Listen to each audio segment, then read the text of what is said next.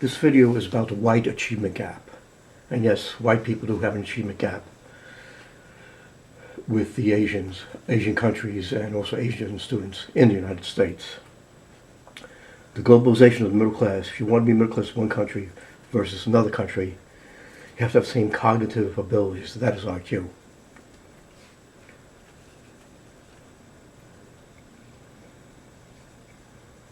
Asia is coming up very fast, in particular China.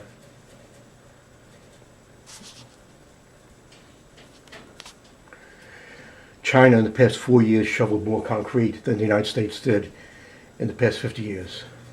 China has had an unprecedented growth rate over the past 30 years of between 4 and 5%. And China is ready to challenge the United States in a lot of areas of robotics, artificial intelligence, and other achievements. The first link I have is about China taking over the world with a massive genetic engineering program. That is, the bell curve is breaking out all over Asia. The Chinese want to educate, or that is, engineer kids with genes that have a high cognitive ability, or that will give the child a higher cognitive ability. And basically they're looking for people of Chinese heritage, but they're also looking for people of European heritage.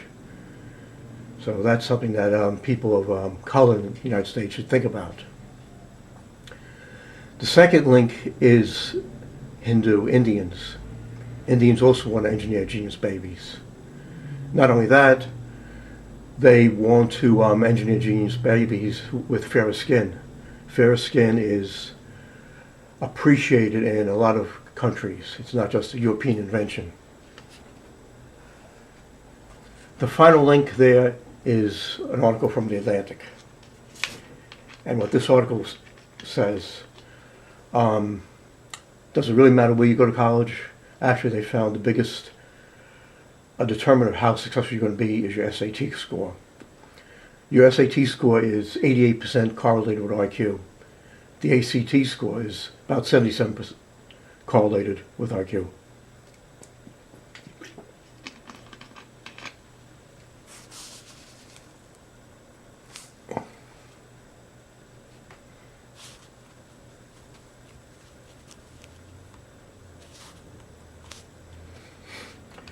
This next graph shows ACT scores.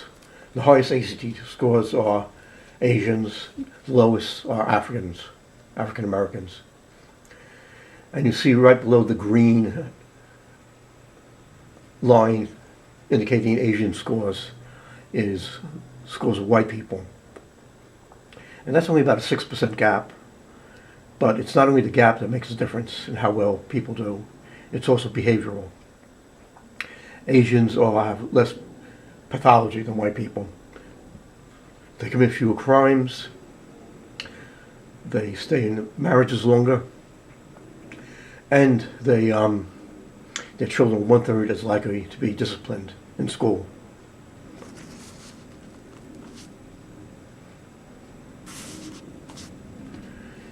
This next graph shows average family incomes in the United States. And as you can see, Asians have the highest, then white, then all, then Hispanics, and then blacks. Two things to note about this. The Asian score is starting to really take off away from the white score. Again, we're talking about not only education, but how well you do in school. And it does make a big difference if you major in mathematics or you major in sociology, or one of the social sciences.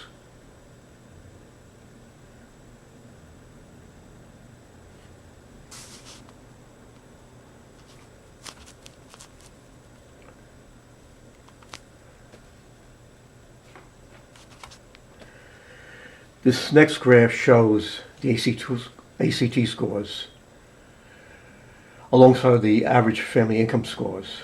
And you can see there's a direct correlation between how a group does in the ACT scores and how much family income they have. The one outliner is that American Indians, for some reason or other, had a high of 18.9, and then the high dropped down to 18.0. And I don't know why that's so. Usually the ACT scores are pretty stable across demographic groups, that is, ethnic and racial groups. And again, you see one indication of African Americans is that it looks like the African American middle class is collapsing. The African Americans have not been able to come back after the Great Recession.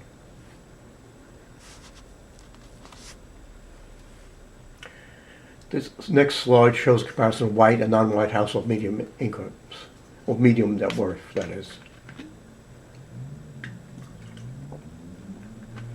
You see whites at 28, 284,000. You see Chinese at 220,000, Koreans 496,000, Vietnamese 423,000, and Asian Indians 573,000. Again, it's not only the IQ scores, it's behaviorally. Which group is more diligent in school, hands in their assignments, shows up on Mondays and Fridays, listens to the teacher. It all counts.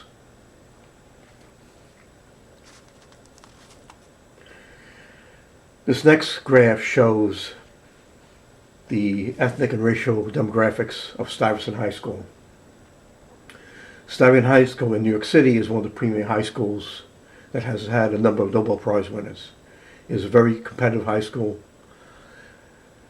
The group that dominates the high school, that is Stuyvesant High School, within 10 to 20 years will dominate high-level positions in government, in business, in education. That is, our country would be look more Asian than anything else. The United States is not a white country. It's not an indigenous people country. Sorry, President Trump.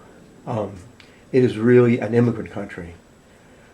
The indigenous Indians made a pilgrimage to the United States. They were not here natively. Whites obviously made a pilgrimage from Europe.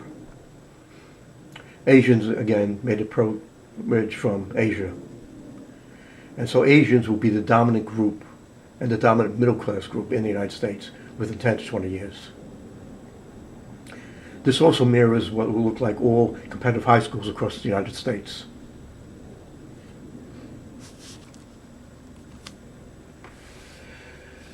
This next graph shows the elementary, secondary, and out-of-school suspensions by subgroups. And you see here Asians have the lowest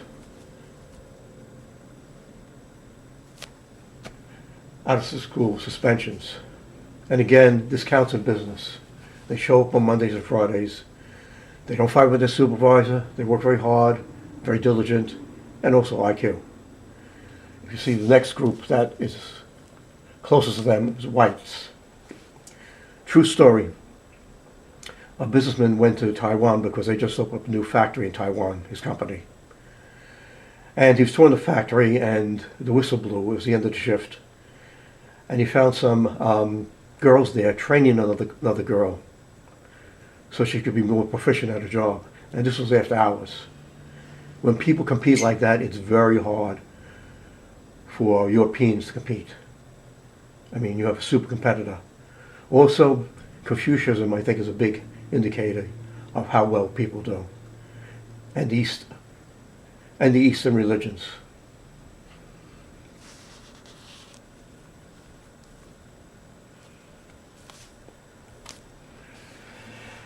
This next graph shows something that no college administrator would want people to see. Basically, it shows the college rate premium has collapsed. It's flatlined. If you want to look for high premium, you have to look for high slope of the line. And from 79 to 95, there was a high slope. In other words, a college wage premium, which has just about disappeared. Most administrators, college administrators today will tell you that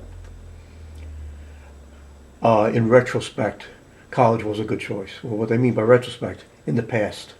It's not in the present. And again, you see the college wage premium has just about collapsed.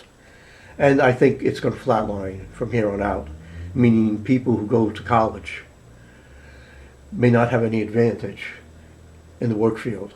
And they're still going to have school loans to pay off. They're going to be the new, I guess, working poor. Again, instead of going to college, if you went become an automotive mechanic, an electrician, plumber, carpenter, on the trades. I don't know too many of those people who have been out of job for length of time. They do get laid off, but if you have the skill set, you can work anywhere. There's a number of auto zones and advanced auto parts where there are tree shade mechanics working on cars.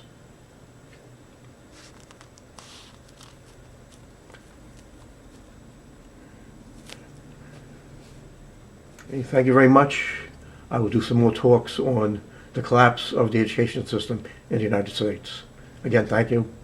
Please look at those 3 links. It's very interesting, and again, you will see that Chinese do value European accomplishments, as opposed to in the United States, people of color do not value European accomplishments. Thank you again.